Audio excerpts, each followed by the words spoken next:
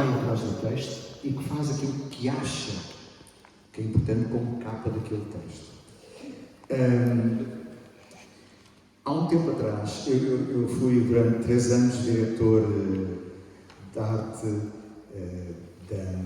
diretor artístico, mais precisamente da Leia, no seu início, 2008 a 2011. E tive cenas complicadas à volta da questão das capas dos livros, que era uma coisa muito sensível, mas na realidade tive a oportunidade de fazer algumas reabilitações visuais de capas, por exemplo, da Caminho, da editorial Caminho. À volta dos autores de texto, portanto, dos escritores, romancistas e poetas lusófonos, ou seja, não exatamente portugueses, mas geralmente africanos, de língua portuguesa. Um dos autores que eu convidei na altura para fazer as capas do Bia Couto gabava-se de não ler os livros que eu ilustrava, dos quais fazia as capas. Eu achava isso delicioso. E não estamos a falar de um artista gráfico que se possamos considerar um ignorante, um estúpido. Era nada mais nada menos que o Pedro Proença, um ilustrador, um artista plástico reconhecido. A verdade é que o autor dos livros não achava graça nenhuma nisso. Não só nos fazia a cabeça em água, como ainda por cima, quando a reedição dos seus livros acabou, conseguiu dar o golpe fatal no Pedro Proença, e hoje em dia as capas dele são feitas por outro autor, aliás, um autor interno da Leia. Mas eu privilegio muito, de facto, a autoria. Ou seja, quando eu olho para uma capa do Bernardo Marques ou de um outro artista qualquer, e temos aqui, de facto, uma boa mão cheia dos grandes designers e ilustradores portugueses do século XX, aquilo que me importa, de facto, é o valor, o talento, a maneira como ele olha. Não é a história que ele conta, ou que os autores e os editores geralmente querem, instrumentalizando os artistas, geralmente, sobretudo os autores são terríveis, não é? Mas há assim várias categorias de pessoas, as fundações, as viúvas, as viúvas, podem ser as viúvas também, são perigosíssimas para a criação das capas de livros, mas aquilo que eu privilegio é o valor da forma como o artista interpreta aquele livro.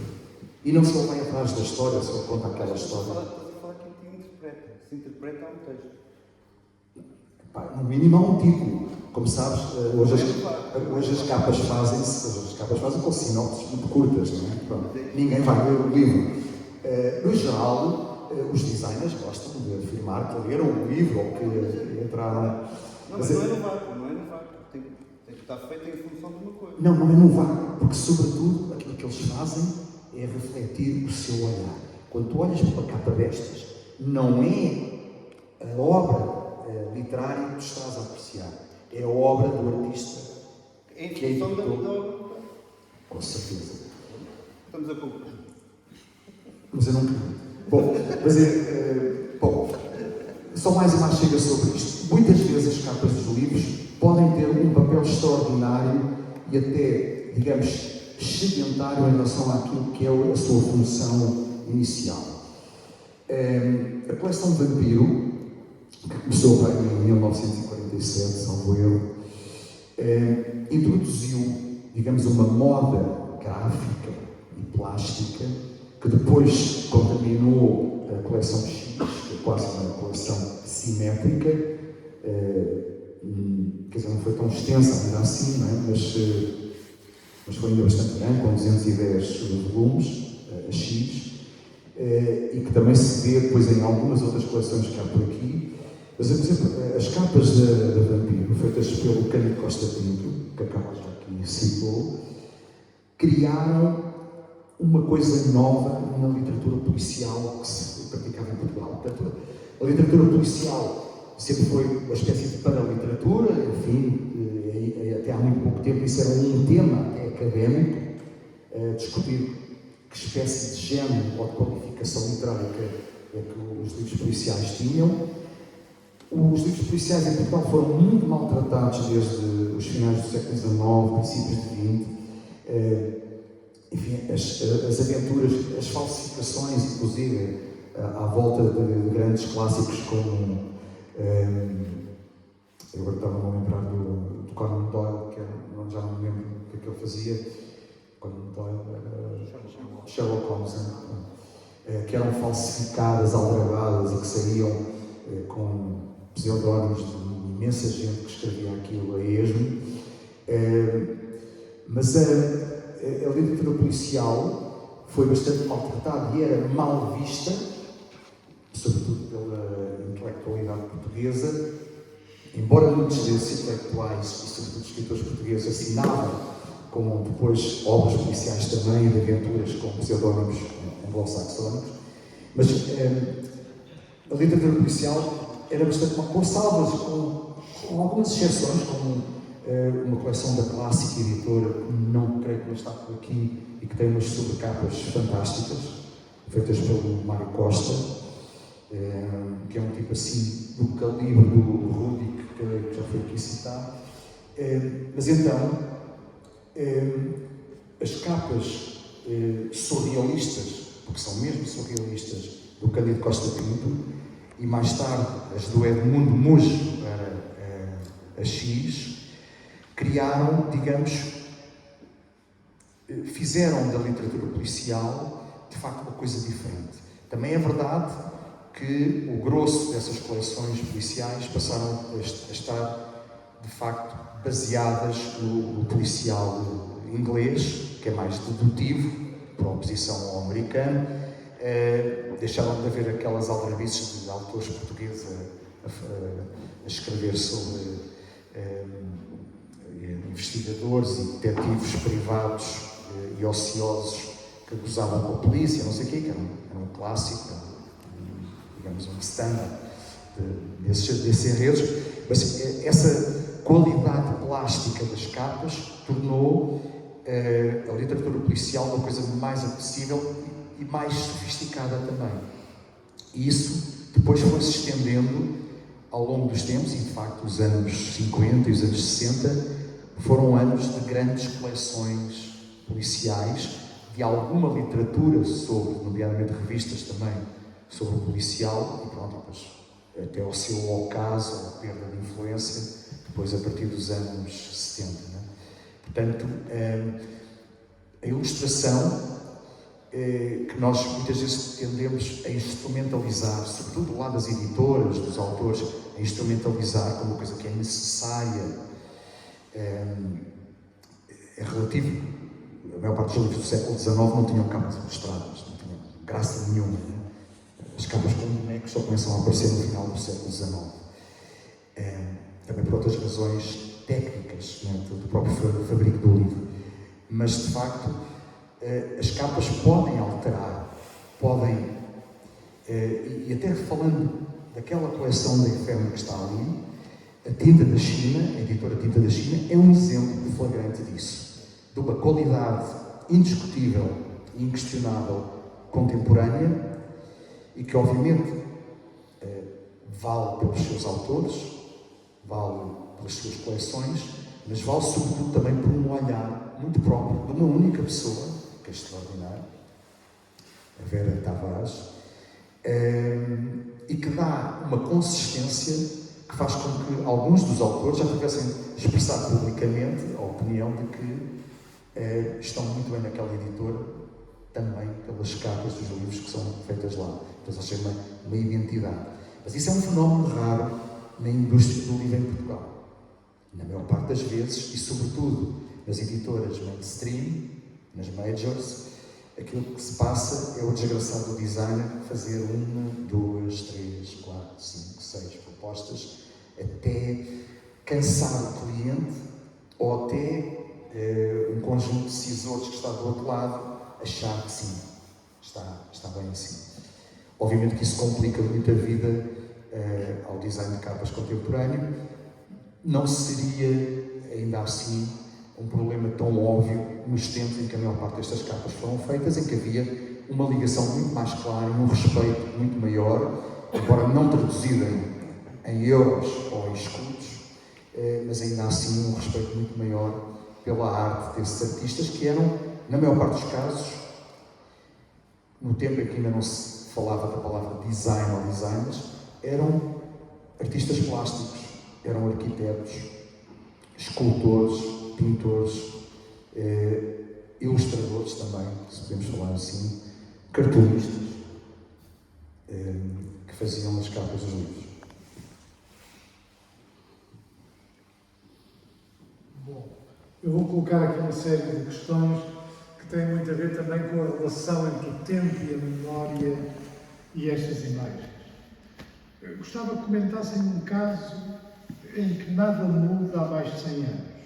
O seringador e o borda d'água. São dois exemplos bem interessantes de publicações que têm mais de 100 anos, cuja capa é rigorosamente a mesma de há 100 anos para cá. Primeira questão. Segunda questão. 90 e tal por cento destes livros hoje não são lidos por ninguém. Portanto, nós estamos no fundo, e as músicas não são lidas por ninguém, é um outro caso.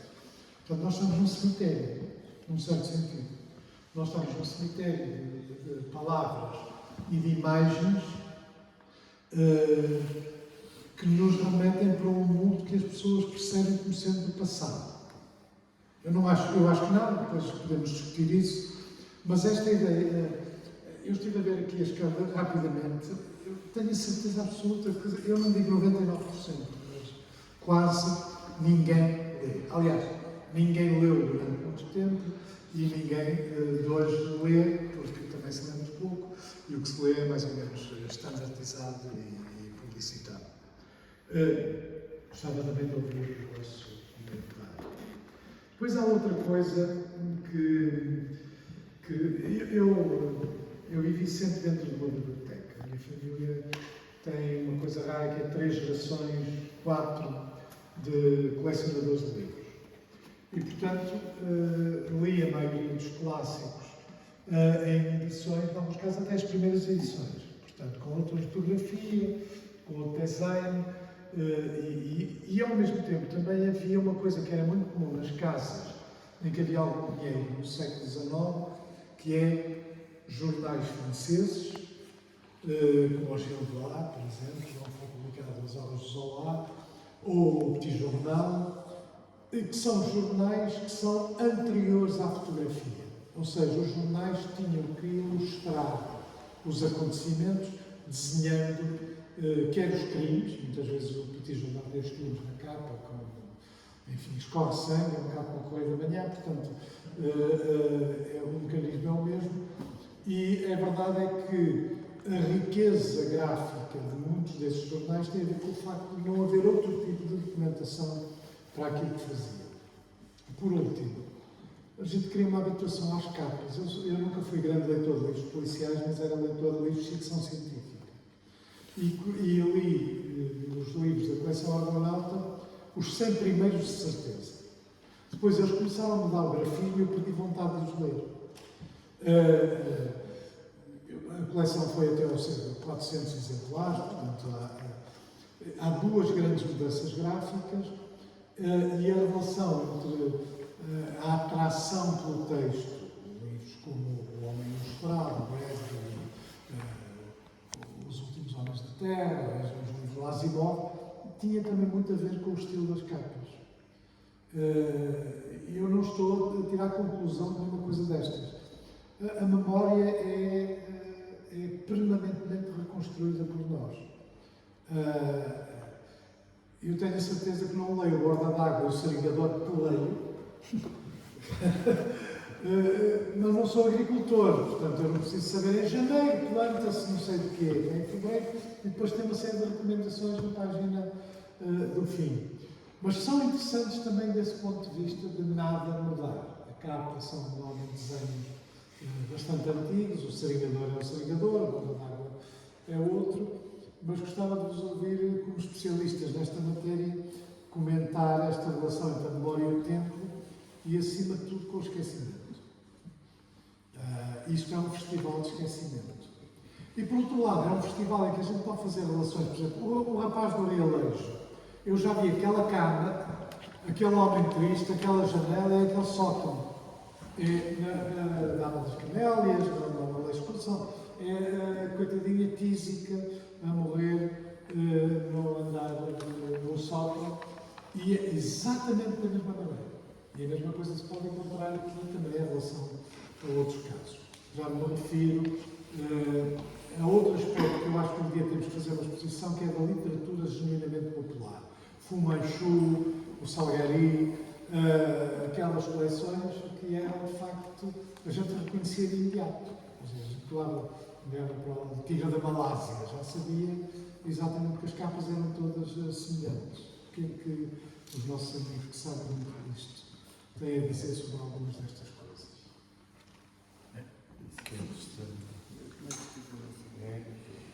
Praticamente os grandes colecionadores. Essas coleções que o José Pacheco Pereira falou foram, pelo menos não na sua totalidade, mas naquele que é o seu período áureo, foram ilustradas por um senhor chamado Alfredo Moraes, que provavelmente foi tão prolífico como o Stuart Carvalhais, umas décadas à frente.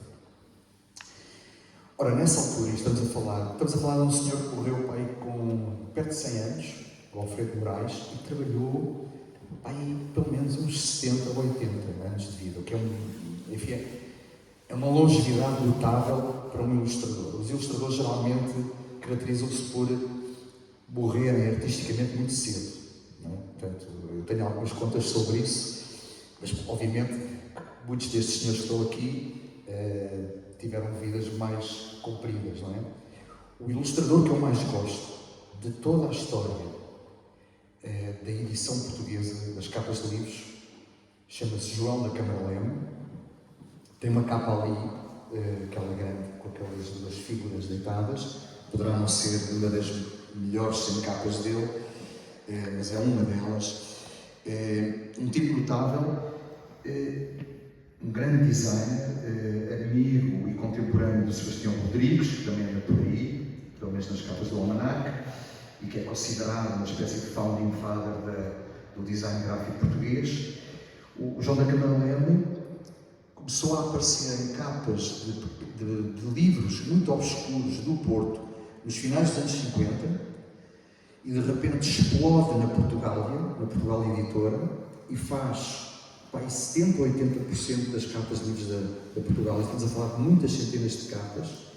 Chega ao final da década de 60 estafado. As capas dos anos 70 dele começam a ser um desastre. Ele, entretanto, trabalha em muitas coisas. É um tipo... É um boêmio também, enfim, tem uma vida familiar um bocadinho atribulada. Ele começa a desleixar-se, morre também muito prematuramente, nos anos 80, mas o trabalho dele dos anos 70 já ainda na Portugália, já é francamente medíocre. Em cerca de 12 anos, aquele homem foi assim uma espécie de sol, de cometa, sei lá o quê, que iluminou as capas de livros portuguesas. Todas aquelas grandes coleções da Portugal Editora. Ele praticamente só trabalhou para Portugal, embora tenha feito depois outras pequenas coisas. Trabalhou muito também para o turismo, para publicações turísticas. Mas as grandes coleções da Portugália, como a Biblioteca dos Rapazes, a Biblioteca das Raparigas, que já tinha tido uma vida anterior com outros designers e ilustradores dos anos 40, mas que irrompe ali, aparece ali no princípio dos anos 60 com uma pujança gráfica notável. A coleção contemporânea, que era de ficção internacional. Esse tipo tem uma vida muito curta, mas voltando ao Alfredo Moraes, o Alfredo Moraes tem uma vida longuíssima, o que faz dele também um canastrão na história das artes gráficas portuguesas e da ilustração. Mas ele fazia uma coisa muito engraçada. Para já não tinha nenhum problema em copiar capas estrangeiras, daqueles folhetos de pancadaria, de aventuras policiais, de coboiadas, Texas Jack, não sei o quê, portanto ele fazia aquilo em quantidades industriais e muitas vezes cópias das mesmas versões daqueles fascículos feitos no estrangeiro, nomeadamente na Alemanha. Mas então, ele começa a trabalhar no princípio do século XX e o que tínhamos aí era uma influência muito grande do teatro. O cinema o cinema ganha o lugar do teatro, enfim, 2 décadas mais à frente, mas no princípio do século o teatro era rei e senhor dos espetáculos em Portugal. E depois o cinema muda um bocadinho mais à frente. E o que é que há no teatro português? Provavelmente não era uma coisa muito recomendável, mas é uma coisa daqueles gestos grandiloquentes do palco, não é? Aquelas coisas declamatórias, de maquilhagens bastante pronunciadas, e os livros que ele fazia evidenciam muito isso, essa gestualidade. E sobretudo em obras populares, ele fez centenas e centenas de capas. Eu estava a compará-lo com o Stuart provavelmente era uma obra ainda maior, mas há um outro tipo, que é o Carlos Alberto Santos, já dos anos 50 até 80, que trabalhava para a Agência Portuguesa de Revistas e que é talvez tão versátil e tão prolífico como o Alfredo Moraes foi. E então, as capas do Moraes, eu não sei se há por aqui algumas capas. Acho que ele é jovem, é Alfredo Moraes, não é? Este aqui também. É que isto aqui foi uma seleção muito fina, não é? Muito intelectual, são os vanguardistas dos anos 20 e não sei o quê.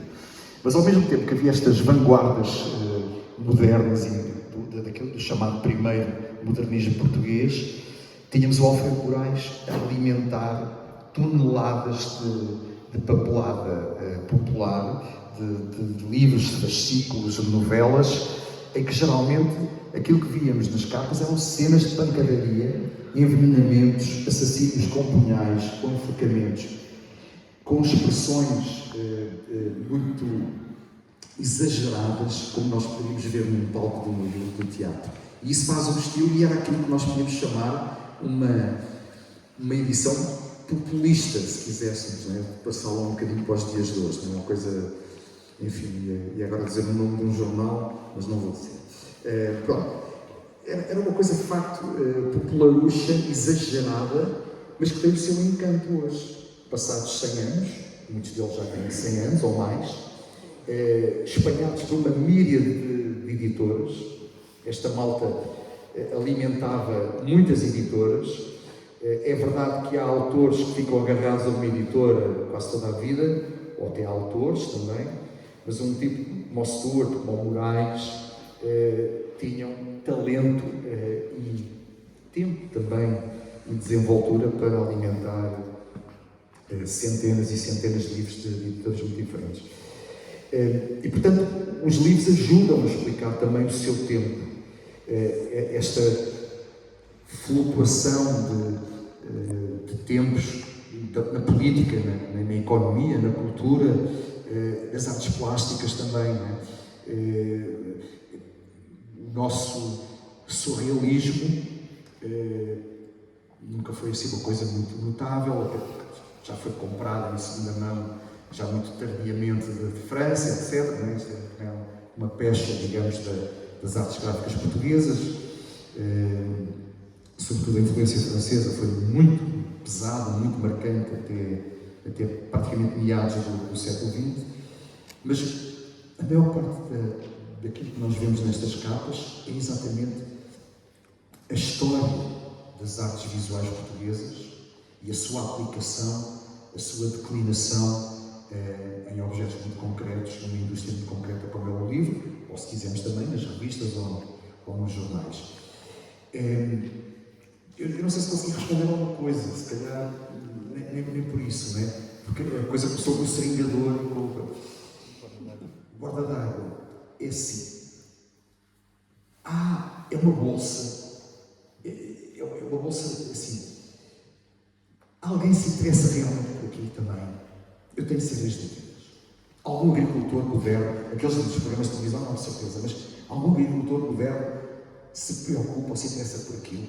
Seguramente não, pega no telemóvel e vai ver o tempo que faz amanhã, na semana que vem, no mês que vem. Ou então já tem uma formação académica qualquer sobre a sua atividade, não é? Mas o seringador e o borda d'água estão em todas as tabacarias. Mas existem, eu comprei. Sem dúvida. Eu não lhe atribuo, ou seja, é uma gracinha, é uma coisa, e é aconchegante, lá está, é essas ligações ao passado. Depende, obviamente, do tempo de cada um, mas é muito engraçado, por exemplo, eu tenho um blog chamado Almanac Silva, onde vou contando umas histórias sobre a história da ilustração portuguesa. Já foi mais fluente, agora está um bocadinho mais escasso, mas eu vou sempre vigiando, digamos, o ranking, não é?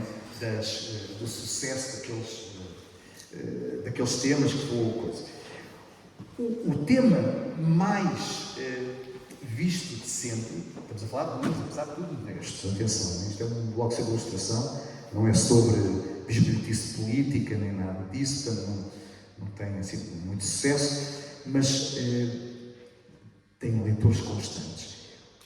O post que eu fiz, que tem mais leitores desde sempre, foi colocado em 2012, há 12 anos. E é sobre o quê? Sobre trajes e costumes regionais portugueses, ou populares portugueses. É aquele que tem mais leituras, mais visitas, mais visualizações. Há temas que fazem parte, às vezes não pelas melhores razões, fazem parte da nossa história, da nossa identidade cultural. O seringador e o borda d'água provavelmente têm fazem esse aconchego, fazem esse conforto. Não nos interessam particularmente. Somos até capazes de o comprar, quase por uma questão de solidariedade e de respeito por quem os edita. Ou seja, uma espécie de carolice de alguém que faz questão de fazer aquilo. E só faz sentido fazer daquela maneira. Imaginem o borda d'água com o design do Carlos Carreira. Não é algo que Seria interessante. Garanto-vos que seria interessante. Mas era um tiro no pé. Estás de acordo comigo, Carlos? Bom. é o borda d'água. Sabes que o borda d'água para mim ecoa de uma forma. O meu avô era agricultor e ele comprava. Mas é engraçado que aquilo que importa na qualidade e na apreciação que nós fazemos das capas dos livros, as partituras, apesar de tudo, acho que têm uma história um bocadinho diferente. Mas das capas dos livros é essencialmente um reflexo do tempo que está a correr, independentemente da obra, independentemente do tempo em que o ensaio, ou que o romance, ou que a poesia foi feita, é sobretudo o tempo que está a correr. E é com isso que os leitores se identificam. E depois, obviamente, há várias camadas, não é? Obviamente, a literatura que nós chamamos cor-de-rosa, light, tem uma estética, mas a literatura light e cor-de-rosa sempre existiu. Eu tenho, como estudioso de ilustração, eu tenho umas centenas de capas de livros, cujas capas aparentemente não me interessam para nada. São azuis, bebê, e tem uma letra modernista em azul muito escuro, com aqueles que eram os grandes sucessos literários da época no cor-de-rosa. Um senhor chamado Max Duvergy, alguns pseudónimos de escritoras portuguesas, que eu agora já não me lembro de repente, né? Não sei se Alice Ogando fará, Odesson Maurice também, ou seja, muitos deles também com nomes estrangeirados ou francesados, escritos por escritores e escritoras portugueses, e aquilo era literatura light, era literatura cor-de-rosa, estamos a falar dos anos 20, 30, 40, nem por aí fora. Coleções enormes. Os livros da Agência Portuguesa, as coleções incríveis, desde este tamanhinho até ao tamanho normal do bolso, que se contavam às vezes aos milhares, com numerações que chegavam até ao 1000 e não sei quantos, da Agência Portuguesa de Revistas. Enfim, era de facto literatura de baixa qualidade, era uma literatura popular e com capas correspondentes. Portanto, sempre houve esses fenómenos, sempre existiram na história do livro português. Não acreditem se vos disseram que as coisas hoje estão piores. Talvez não haja tanta ilustração nas capas de livros hoje. Não há. A fotografia, que foi o grande motor da ilustração no século XIX, no tempo em que não havia a capacidade de reproduzir por foto, ou seja, a ver se eu não me enterro aqui numa história muito comprida. Uma boa parte da ilustração do século XIX era copiada de fotografias. A fotografia não tinha condições técnicas para ser reproduzida, não havia ainda offset, mas havia a tipografia, havia a litografia, portanto, mas a fotografia era uma arte maior já a partir de meados do século XIX, uma qualidade extraordinária, mas não conseguia passar para os meios de comunicação impressos. E só vem a acontecer com a fotomecânica nos princípios de 20.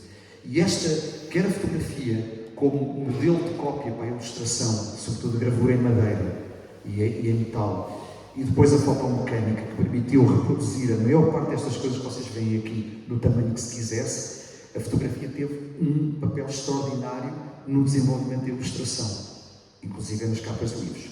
E depois veio a matar a ilustração a partir dos finais dos anos 60.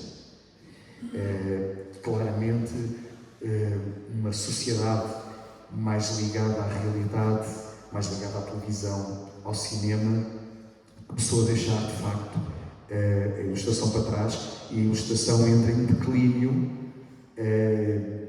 também pela melhoria da qualidade, da reprodução da qualidade fotográfica, do registro fotográfico. Portanto, a ilustração entra numa decadência séria no princípio dos anos 60. Né? E depois é esporádico, obviamente, depois ao longo dos anos 80 e 90 há bons exemplos, mas no geral as capas são fotográficas. Não é? É melhor passar. Posso ficar muito ouvido.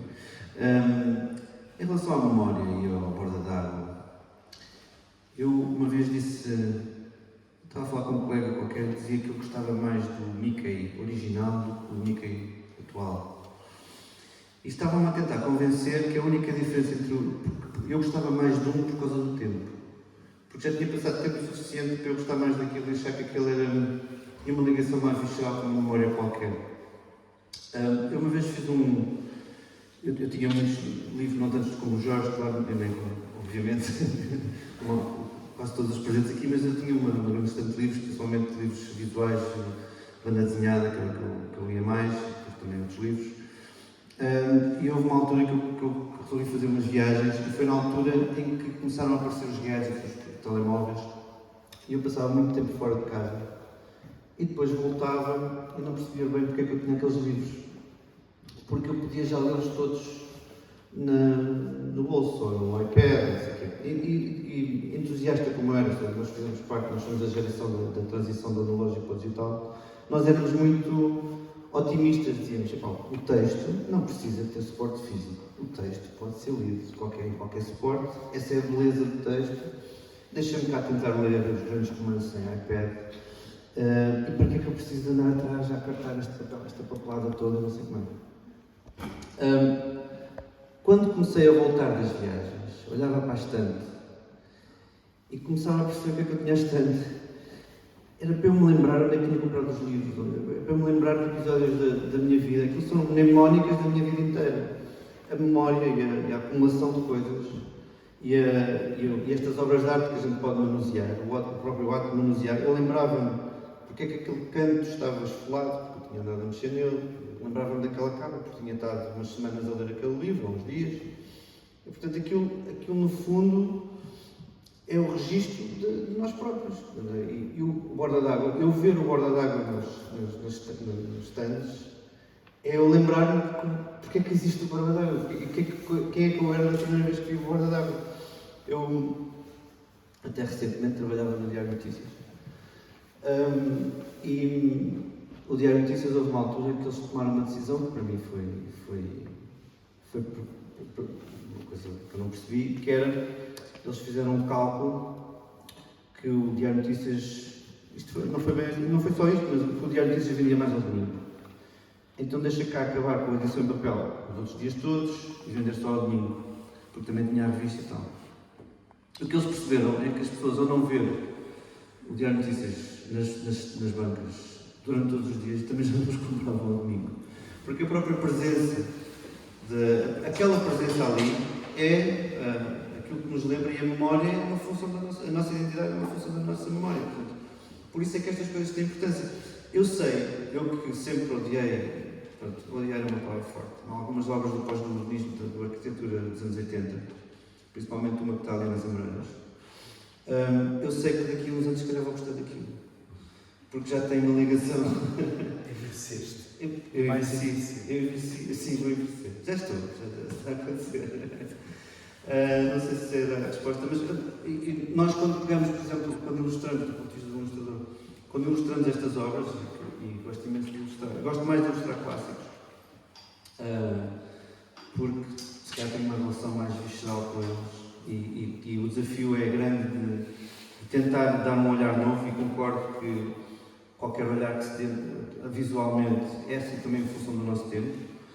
Para pegar no exemplo do Orwell, achei que piada ilustrar o Orwell e o 1984, precisamente porque o mundo que ele tinha descrito, estamos tão mais próximos dele agora, que é um desafio interessante. Por exemplo, uma das coisas que todas as adaptações do Orwell, quanto a mim, cometeram um erro, era que eles, por exemplo, o filme principalmente, eles, quando falam em ecrãs, é sempre o mesmo ecrã. E a descrição que o Orwell faz no livro do ecrã é um ecrã oblongo, mate, inserido na parede. Mas o oblongo pode ser muitos oblongos. E eu e o editor da Bertrand tivemos muito tempo a debater qual era a forma do ecrã. Até que ele disse uma coisa que realmente só podia ser dita hoje em dia, que é: tu tens que fazer o ecrã, não interessa qual a forma dele, porque hoje em dia também os ecrãs têm 500 mil formas. Portanto, não te preocupes com isso. E foi assim que ele nos bloqueou essa questão. Eu, aliás, até acabei por desenhar poucos ecrãs, mas os ecrãs, lá está. Estamos a ilustrar já com um olhar moderno uma coisa que foi feita há 50 anos. Estamos sempre a tentar lidar com essa questão da memória, e principalmente textos antigos, a memória que se tem daqueles textos, a memória daquelas imagens, e tentar recriar essa relação com o objeto. Deve ser só a minha experiência pessoal, esta história de estarmos a ler cada vez menos. Eu acho que, há quem diga que estamos a ler cada vez mais, mas coisas que não interessam, não é? Por outro lado, eu estou a ver um apetite, pelo menos no meu caso pessoal, não posso extrapolar para a jornalidade, um apetite por ver livros ilustrados, ter livros que recuperem técnicas de impressão com cores diretas, com um aspecto mais manuseável, que não estou assim tão pessimista, mas eu posso estar enganado.